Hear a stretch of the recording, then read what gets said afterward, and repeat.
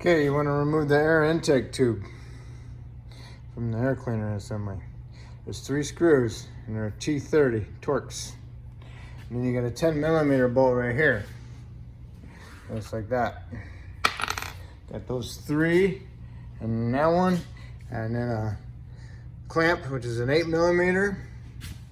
And then you got your breather tube right here. You need to take this little gray thing and push it over there.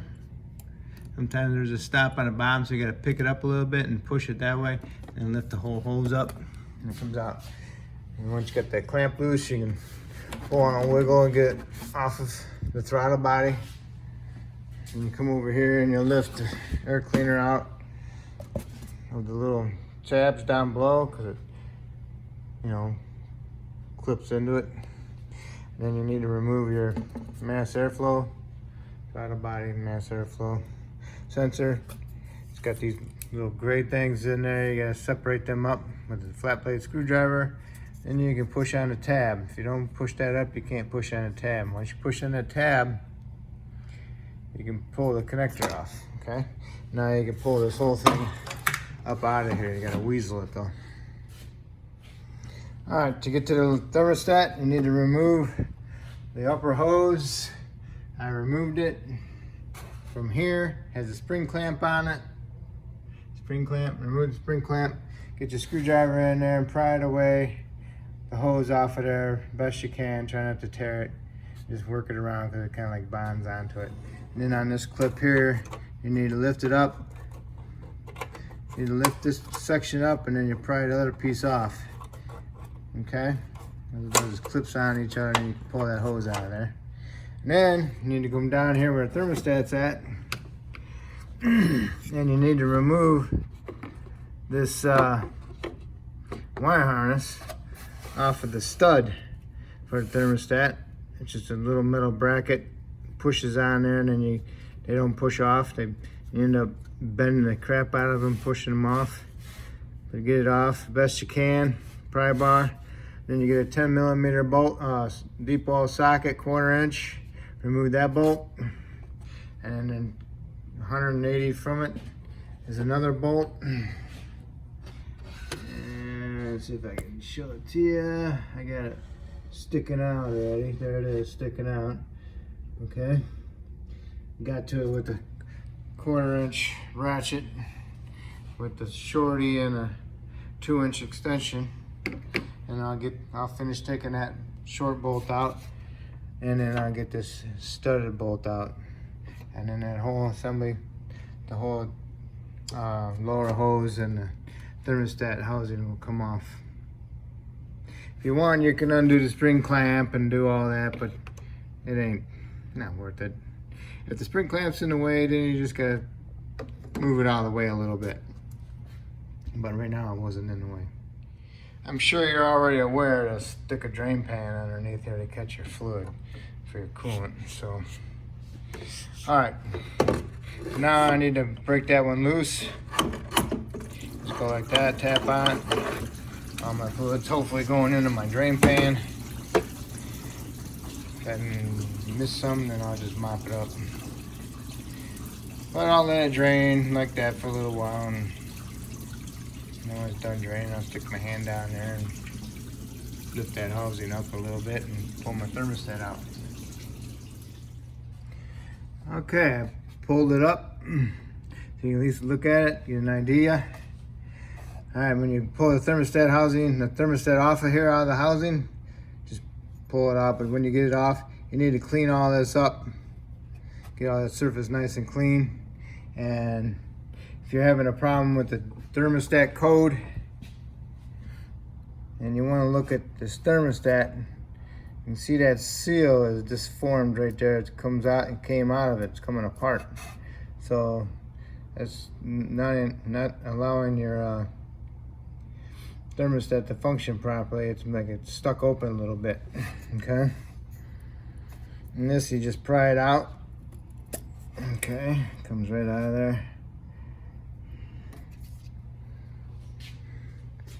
And so you can see through it. Okay, it's like it's stuck open. All right, So that's a good thing you see that for that code, because most of the time you don't see nothing. But this is proof there's something wrong with it, okay? All right, now that you got the housing cleaned up, and hopefully you got the block cleaned up, free of rust, because rust, basically it expands, and if it got enough rust expanding in there, then you're not gonna get a nice, clean, true surface to help seal it with that seal that's on the thermostat. I'll use a mirror so I can look down in there to make sure my surface looks good. And I'll use a angle die grinder with a Rolex where's mine at? Where is mine? But anyway, these things, okay? Get down in there, clean it up best you can. Try not to remove any metal. Put your new thermostat in your housing. Mine's a CarQuest. It doesn't fit in there tight, loosely. So when I angle it down there, it's gonna fall out. So I'll put a little bit of silicone around my seal to help hold it in there a little bit. And then I'm gonna guide it down there, and then I'm gonna push it on, and I'll get my other bolt with my stud sticking out of it, and I'll start that one first and run it up as far as I can. Make sure you have your 1/4" ratchet ready with your socket. So when you do get it started, you can hold it up in there, and then get your other hand and run that bolt up. But do not tighten it, because you need to get the other one started also. Okay, I got it down in there. I don't have it tight. I held the thermostat in there as I pushed it down in there, because you have to push it towards the fan a little bit to get it past the housing, and then you can stick it in there. And then the hose kind of held it up in there a little bit tight, so it didn't allow the thermostat to drop out. And I had a little gap so I could actually see it sitting in there. And I got my bolt started, and then I ran it up with my 1/4" ratchet, but it's still loose. I got a little gap, so now I'm gonna go down with my other hand down below and get the other one started. Got the bottom bolt started, and then I used my 1/4" ratchet, and I used a 2" extension with this swivel 10. That worked the best. And I just used the deep wall on the other one with the stud. I tightened them up. They're only 1/4". They're probably not even 15 foot-pounds, but they're really small. So just tighten them up and remember how small they are. All right, and then next you need to put that wire harness back on the stud. Okay, if you're gonna just do the thermostat, then now you can put it back together. You can put your hose back on, put your spring clamp on, put your retainer clip back on it. It holds it up here, the fastener. And then you can put your air intake tube on and tighten your clamp on your hose, your 10, and then the 3 screws and your mass airflow sensor. But if you're gonna do the sensor, which I'm gonna do also, you need to lift the little tab off the sensor. Sensor's right here on the back of the head. And I'll get a 19 deep and an extension and get it out to over here, and I'll remove it. Okay, I got a deep 19 on it with a 1" extension. Before I could put a socket on it, I had to move the ground over, because the ground cable was in the way. Let's see if you can see it. See it right there? Right here, there's the ground cable. It's going underneath my socket, and that's a 15. I had to loosen the 15, push my cable down because it was right in the way of my socket, so I couldn't put my socket on there. So I pushed the cable down and retightened that nut, okay? So now I got my socket on there, and now I can loosen it up and remove my sensor. Okay, there's my old one. Got a gasket on it. Here's my new one. I have to install the gasket on it. It's a tight fit, so you have to thread the gasket onto this sensor. have to use a pair of pliers and then possibly your hand or a wrench and set it down on while you're holding the washer with a pair of pliers. And it goes right on there with your fingers, no big deal. Okay, now it's already got the sealer on the threads, so now you can screw it into the back of the head and tighten it up. Don't bear down on it too much, but you still gotta tighten it up decent because you don't want to snap it off inside there. It might be like a 30 foot-pounds, so who knows. All right, I got the coolant sensor in there, and the torque is 15 foot-pounds. That's a little high on that, I'd say. So, but that's what the spec says, 15 foot-pounds. All right, so now it's in there. So now you do is plug it in and make sure you plug it in straight. You don't want to push it in crooked and bend the tabs, the metal tabs inside there, terminals. So make sure you push it on straight, okay? Okay, got the thermostat done and the coolant temp sensor done. And if that's all you're doing, you want to make sure you got your hose on, your clamp on, your retainer clamp on, your upper intake tube on, you fasten your hose clamp, tighten your 10mm bolt, plug in your mass airflow sensor, put your air cleaner top back on, make sure it's into the little slits in the front, and then put your 3 screws on, and that's it. And then put your coolant in it and let it run and top it off when it's hot, and make sure you got heat. Make sure you clear your codes, okay? And then go drive it and make sure it's good. Now if you're gonna keep on going and replace this crossover pipe, it's actually the alternator bracket, power steering bracket, and also part of this upper hose and the water pump bypass. So we need to remove all this to get access to it. So we need to remove the air cleaner box. To remove the air cleaner box, you got 3 10mm bolts. Okay. One big washer there, another big washer there, and down here was the little washer right here. That should be right here, there, and there. Don't lose the clips. If they're gonna fall off, just go ahead and take them. All right, so then this AC line's got a clamp. Push the clamp up, and this AC line here, gotta push in. It goes into here. Just pull it up, no big deal. And then push this off to the side, twist the housing a little bit, and you can pull the whole thing up. Okay, you got the air box out of the way. Now you need to do is remove the motor mount. Supports the engine, you remove it, the engine drops. So jack up the front of the car a little bit.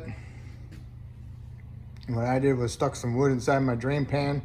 Got my drain pan centered in the front here so I can catch as much as possible.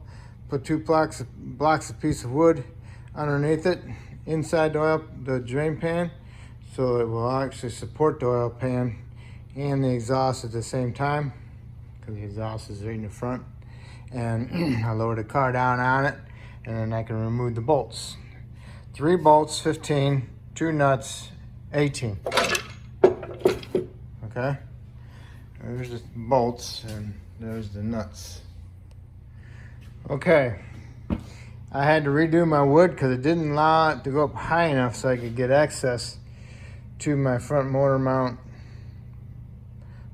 engine bracket bolts. Okay, I can get to 3 of them now. Now I have to raise it up, and I can get to the other one on the bottom through the wheel well. And I'll just show you my blocks here, so you got an idea of what's going on. I know how high it is, okay? Those are like 4x4s, and they're like 6 inches long, okay? One's 6 and one's 4. That's the height, okay? Because I had it one way, and it wasn't lifted up high enough. Okay. Now it's perfect, but it still don't go high enough because now I'm going to be putting too much stress on my axle shafts, so half shaft. So that's good enough. So what we need to do is remove these 3 bolts, and then we'll have to raise it up and remove the one down below. and get that mount out of there. And then I'll work on the belts and that after that. Okay, there's that bracket. It's got an 18 and 3 15s. You might want to remove this one first and loosen these up, and then remove this one first and then take these out, okay? Otherwise you take those out and then work on this one last, and the whole thing swings down and puts a little bit of tension on it, and it makes it a little bit harder to get out. So, but anyway, to get access to that, you need to jack it up, remove the tire, remove the center fender well piece of plastic, bend it over, and bungee cord it up somewhere underneath the bottom, not to the grill. It's got 3, those push-in clips, 4 of them. Got 1, there's 4 of them on there anyway. And they go into the frame and up in there. And then it's right here where it's located. So I removed that. So now I can lower it back down and work on getting my belt off and doing that. All right, next you want to do is remove the belt. Draw yourself a little diagram how the belt is routed, so that way you don't have to look it up. Draw a little map, and then you want to get your 3/8 ratchet, long one, stick it in the tensioner, and then you want to push it down because you want that pulley to be lifted up to release the tension on that belt. Then you can remove the belt off of a smooth pulley, and then you can take the belt out of there. Next, you want to find your battery and disconnect the negative cable. Underneath this cover, it's got a lock here and a lock there. You push those in, it releases it, and you can remove it. Disconnect your battery. Now we'll come back over here. You might want to just take a picture of it so you can get a mental note of your pulleys, because you want to remove this pulley and that pulley. Okay, those 2 pulleys, the bottom one was a 13, the top one's a 15. Kind of hard to screw them up. Next, we want to remove the power steering pump. There's 3 bolts holding it on. You can go through there to get to them. Okay, get them 3 bolts out. Then you can move the pump a little bit. Then you got the hose. The lines goes to a plastic bracket right here in the back on the alternator, and there's a 10mm on a stud holding it. So you want to remove that 10mm nut off that stud on the back of the alternator. Okay, 3 power steering bolts and a nut for the line. Save them. Lift up the pump and the line off the back stud. It's a little tight, just pick it up and push it over here on top of the intake so it's out of the way. Next you want to do is work on your alternator. You want to unplug it, remove the little boot, remove the 13 off of here, remove the 15 there, and there's a 15 right here, and there's another 15 right here. 1, 2, 3. Here's the 2 back bolts for the alternator. And there's that nut for the charge wire cable. And this is the other one I went through the front for the alternator. You got the alternator out of there. Next thing I'm gonna do is disconnect this wire harness, undo the lock, press in the little clip, undo the fasteners, get this out of the way. Then you want to remove this bolt here. Okay, move that one. It's a 13 because you need to move this pipe around as well as that little bracket. Okay, and then you need to remove this 10 with the stud on it. Then you need to move this 10 right here. It goes into the like a breather. No, that's a pipe. That's a for the bleeder for the coolant. Undo that one, lift that up, and then we need to pick this one up. Okay, get it out of there. There should be an O-ring in there as well. There's an O-ring right here. kind of flat. So see if you can get a new O-ring for that also. Okay, I picked it up out of it. It's just resting on it, no big deal. This is up out of the way. And I got another hose right here, undo this hose. Hopefully I can get in there because of the pulley. Okay, you got 3 over here. And you got the one on top, below the alternator. And then you got 4 over here. 3 on that black bracket, and that one. Stick a little screwdriver, not a little screwdriver, but a decent screwdriver in there, and pry it back. Break it loose. Okay? Now what you want to do is collect your bolts and keep them in order where they went, from right to left. Okay? Okay, here it is. What if this ain't a stupid idea, huh? I'm just glad they didn't make it out of plastic. Okay, well here's the one I had. Let's see. Looks like that. It was leaking right around in here. It's probably running down right around the base and coming out right there.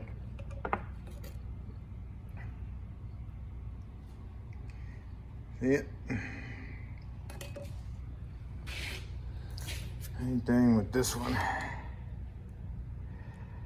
It's just gonna start leaking probably on that. Okay. Clean this surface up. Oil free. Same thing with the heads. Clean it up. And then install your new gaskets. What you want to do is you want to stick your bolts through so the gasket kind of holds the bolt at the same time, and then drop it down in there and line it up and start your bolts. Okay. There's your gaskets. 35815, 35816. Velcro. Okay. Okay, I got them all cleaned up. I put a little sealer on them, and I got a couple bolts in the holes. I'll have to, once I get one of these other ones started, I can take these 2 out and put them underneath my bracket. No big deal. Okay, so it's all ready to go in. Make sure you get your sockets ready to use them to help turn them. Okay, get it down in there, get your bolts started, run them up equally. These that go on here, if you don't have this bracket on there, they will bottom out, so be aware of that. So, but anyway, if you're putting it on with this on there, then that's fine, and get them all started and equally tighten them up and get them snugged up. Put that one in last. Then you want to tighten your the 3 over here bolts, 37 foot-pounds, and the 4 over here to 37 foot-pounds, okay? And you can tighten that one for 37 foot-pounds also.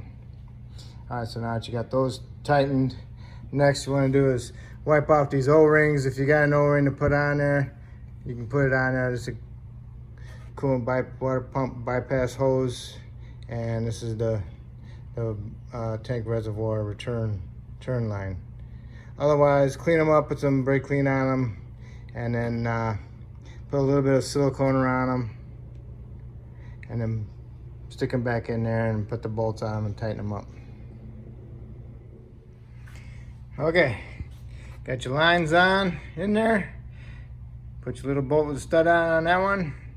Put your other 10mm bolt there, just snug them up.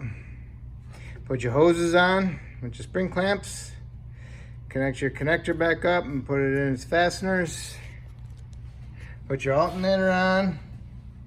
Remember that one separate bolt one here, and then the other bolt there, and then the one with the stud in the back. Tighten them up. and you got your battery connected, a nut for that, and your connector plugged in. Got these all tight. Okay. Next is your power steering pump. Got it down inside here, and then put that little bracket on the stud. Okay. Okay, you got your power steering pump in, you got your bolts tight, you got the little 10 tight in the back. Next you need to do is put your other pulleys on. Be careful because they might be on a step.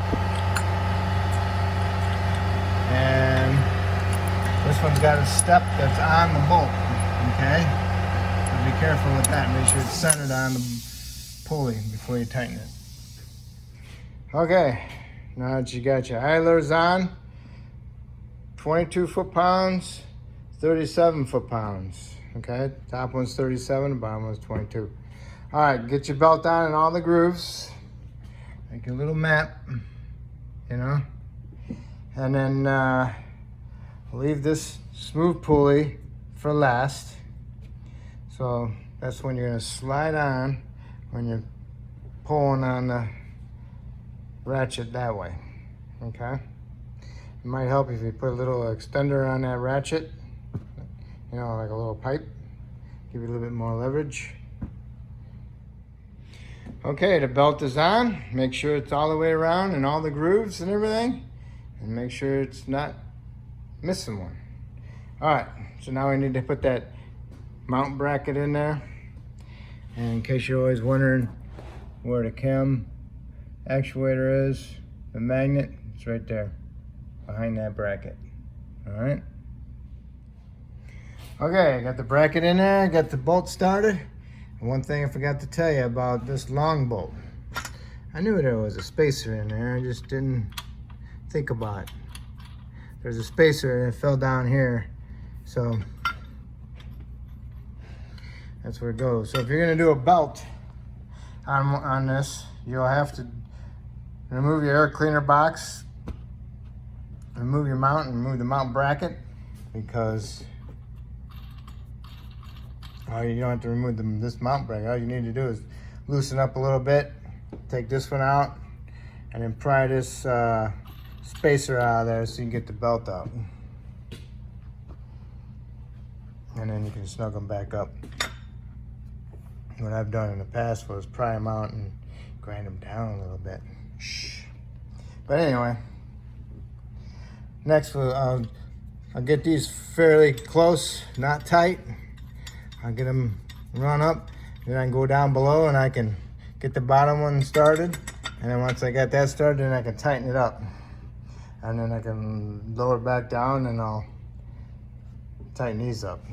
And then I'll put my engine mount in. Okay, you got that bracket bolt tight, torque it to 40 foot-pounds. And now you can put this inner fender well skirt back together with all your little 4 fasteners. And then we can lower it down and finish torquing our other bolts on that mount bracket. Okay, you got your motor mount bolts and nuts tight. Be 40 and 50. And then you can put your air cleaner box in. If you have one of them speed nuts, make sure you put the speed nut back where it belongs. Remember the 2 fat washers and the little washer. All right. Tighten those up and now you can put the air cleaner tube on. Okay, air filter's on, master flow's plugged in. Got your 10 millimeter, got your air tube on the throttle body, got the clamp tight. Put your breather back on, connect your battery, put your battery cover on, put your engine cover on. And then you need to put your tire on. Okay, put your tire on and torque it to 100 foot-pounds. Remove your jack or block of wood, whatever you have underneath it. And then when you feel your coolant is cured, not your coolant, your silicone is cured good enough, then you want to put coolant in it. And put your coolant in it, start it up, make sure you keep an eye on it, make sure it gets warmed up, double check the coolant level. Make sure you got heat. If you got heat, that's pretty good. And then take it for a ride and double check your coolant level. And double check your codes, make sure you have no codes in the computer, clear them if you do, and make sure your temp gauge works, because that's one of the problems I'm trying to fix with the thermostat code. Also, and that's it. If I helped you out with this video, that's awesome. If you could help me out by subscribing to me, I appreciate it. Thank you. And the answer to the temperature gauge working is yes, it is working. So you probably have to replace the thermostat and clear the code, and that's probably what fixes it. But if you got coolant leaks and other things like that, then you got to fix those also.